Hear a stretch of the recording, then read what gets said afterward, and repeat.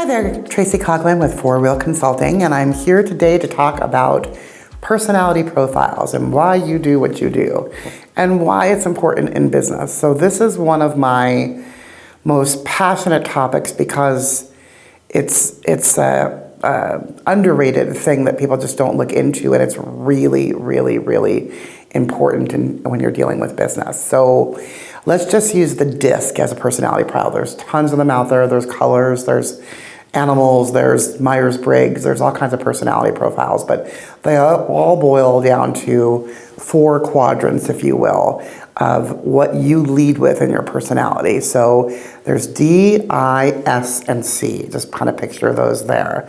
So D is for dominant or driver, okay? This is going to be an aggressive, bottom line person. They don't want a bunch of the details, just get to the point and let's get this over with.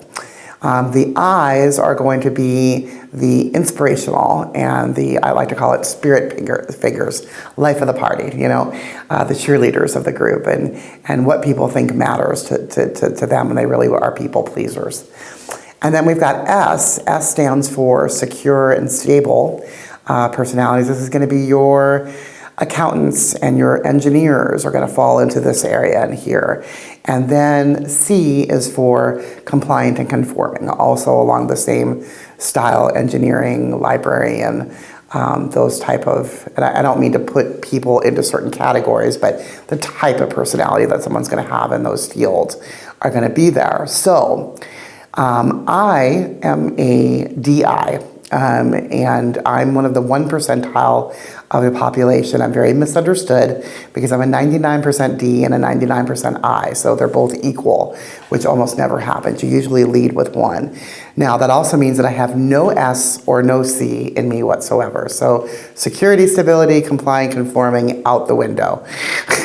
So for me personally, I have to align myself with those S's and C's of the world in order to balance me. So when in work environments and when I ran an office, and I would go into my office manager and I would be like, oh my God, the house is on fire and everything's falling apart. And she'd be like, okay, calm down, take a deep breath. We're going to look at this analytically. And she kept me on track, So it's really important when you understand who you are to align yourself with. I can't be around too many DIs. If there's too many DIs in the room or too many Ds in the room, it's going to get real ugly real quick.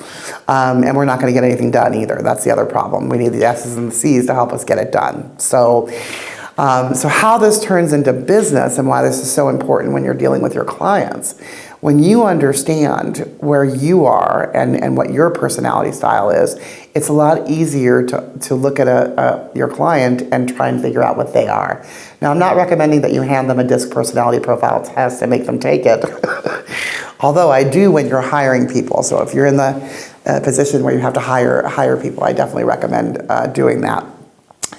But with your clients, if you can identify, so for me, if I'm working with an SC, I have to modify my behavior, because if I walk in the room like I normally do, they're going to be like, oh my God, way too much, right?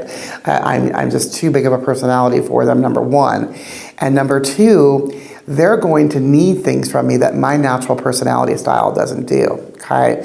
So I have to be able to recognize that pretty early on. And I can do that because I understand the personality profile, but also because I ask questions and I find out their preferred method of communication and how often they want to be communicated with. So I'll give you a really good example. I had a client one time who wanted a weekly email. First of all, he wanted an email following our conversation, like per our conversation email, and I'm thinking in my brain, that's stupid, I just talked to you. Why do I need to email you? But in his mind, he needed that to kind of regurgitate and go over what we talked about, and that was important to him. So I had to alter my personality and make sure that I did that. And he also wanted a weekly email of what was happening with the property. And this is a time when listings were going for a year before they were selling. So weekly I had to go and respond, nothing happened, nothing happened, nothing happened. And to me, that's silly. It's very, very silly. When you hear from me, that means something happened. Otherwise, nothing happened. But the long story short is that I needed to communicate with him in the way that he needed to be communicated with in order for him to feel like he was heard. And it's so important. You hear in real estate all the time that my realtor didn't listen to me, and my realtor didn't listen to me, or didn't understand me. And really, you just didn't communicate in the way that they needed to be communicated with. So it's a valuable piece of information. If you go to tonyrobbins.com/disc, you can take it there for free. There's also other multiple places to do it. I highly recommend it, even with your children and your spouses. And I am married to an engineer, imagine that. So our personality styles are completely different. And I have to adjust often, and so does he, in order for us to kind of meet and not change who we are, but word things differently, or approach things differently than you normally would if you were dealing with someone like yourself. So we were in the grocery store one day, my husband and I. We no longer grocery shop together, by the way, but we were in the grocery store one day and we were shopping, and there was a lady that was standing behind us, and she kept giggling and laughing, and I finally turned around and I looked at her and I said, "What's so funny?" And she said, "I'm watching the two of you and you're hysterical. I'm putting things in the cart and I'm just throwing things in the cart, and he's organizing the cart." I mean, that's our life, right? That's the difference in a hot and cold personality coming together. He wants to organize everything and make everything, and to me, why it doesn't matter. But it was important to him to do it. So I've gotten to the point now to where I just allow him to do those things, and I just ignore them, even though I think they're silly. But you have to do that with your clients as well. So take the DISC profile, learn, where you lead with. And the great news is, if you're intelligent, which most of us are, you're able to stretch and bend for a period of time. So picture yourself like a rubber band. And you can stretch for a little while and become a little bit different of a personality style. If you do it too long, though, it will snap. So you've got to be able to stretch for the period that you need to, and then come back to who you are yourself.